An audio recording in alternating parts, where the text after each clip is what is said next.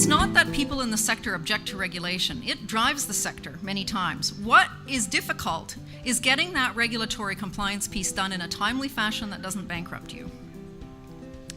And so it was in talking with the various stakeholder groups, WaterTAP, the Ministry of the Environment, this ministry which keeps on evolving, the Southern Ontario Water Consortium, ONEA, CWN, and many, many others, that we started to get a handle, and based on our own experience too, that we started to talk about what is it about this regulatory process that we could streamline? Is there a way for us to do this more efficiently?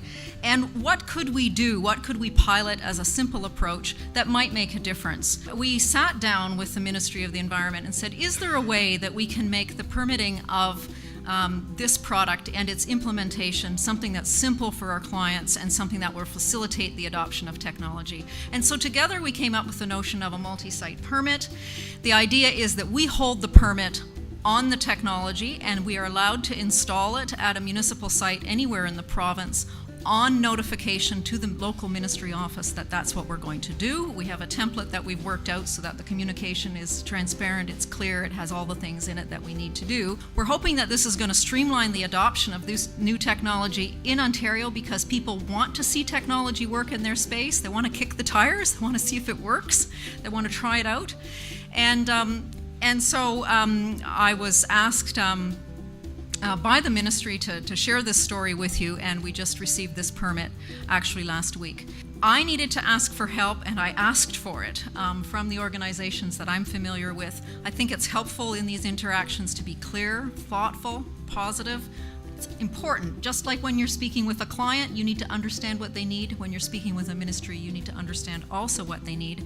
It's important to talk early, to talk often, and more than anything, I would say now is the time. I would say to you that if the organizations like WaterTAP and the Southern Ontario Water Consortium and others are not doing for you what you feel that you need them to do, please come to the party. So how do we get acceptance for new ideas, new technologies?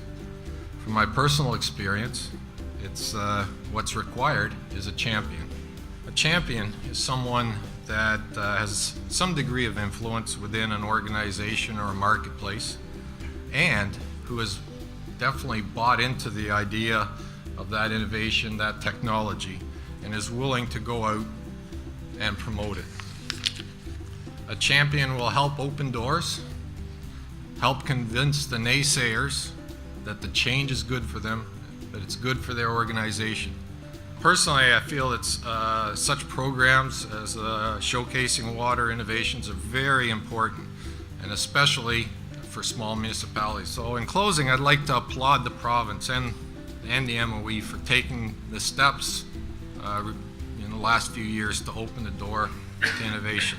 The creation of WaterTAP, providing funding through showcasing water innovations, and the work that the MOE has been doing internally to create a regulatory environment that will help foster and promote innovative technologies.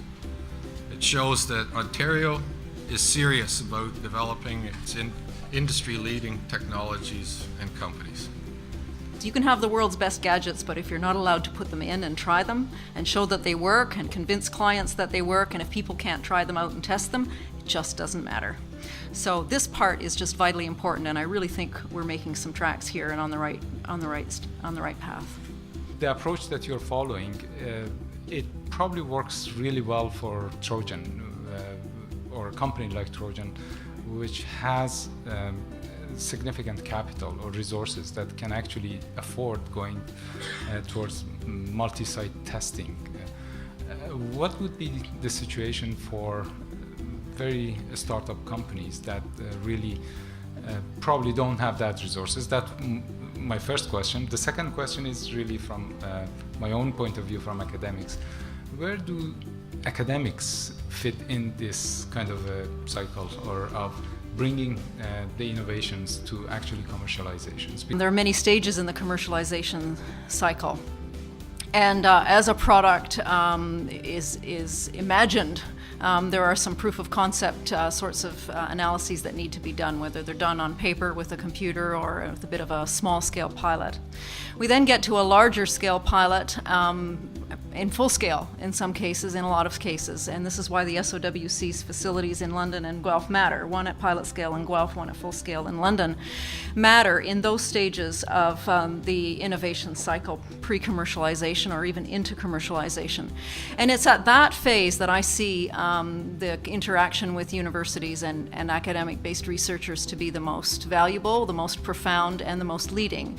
And where they matter is in helping to understand what the problem is scientifically and rigorously, helping to understand what the solutions could be, testing and ensuring that the product actually does what you think it's doing and what it ought to do, and providing that sort of third-party, independent witness to and testing of technology to ensure that really it does what it's supposed to do. Is this about trying to help Ontario-grown technologies find a home in Ontario and then a bigger home in the world?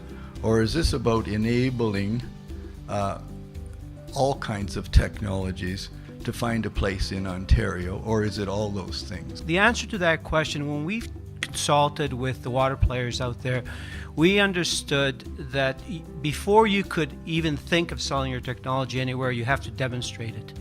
And we understood that demonstrating technology in Ontario was very difficult. Easier to demonstrate your technology outside Ontario and come back and sell it here.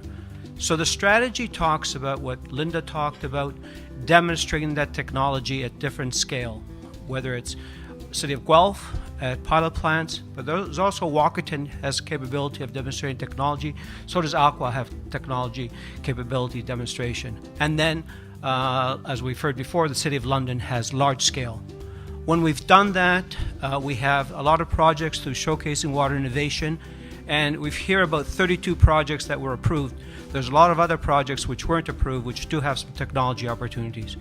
At that point, we've demonstrated, hopefully then we can sell it to some of the municipalities, and we heard about that massive infrastructure gap. That should help that gap.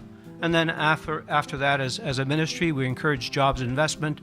We have a trade group that takes missions of these companies around the world to sell their products and services. So all of the above would be the answer. The water industry is a knowledge-based industry, and the more we learn for what other people are doing in other jurisdictions, that just raises our own profile and our own capabilities in terms of developing things in-house and then taking that expertise and exporting it, because we'll be known as one of the knowledge centers in the world. That's the whole idea.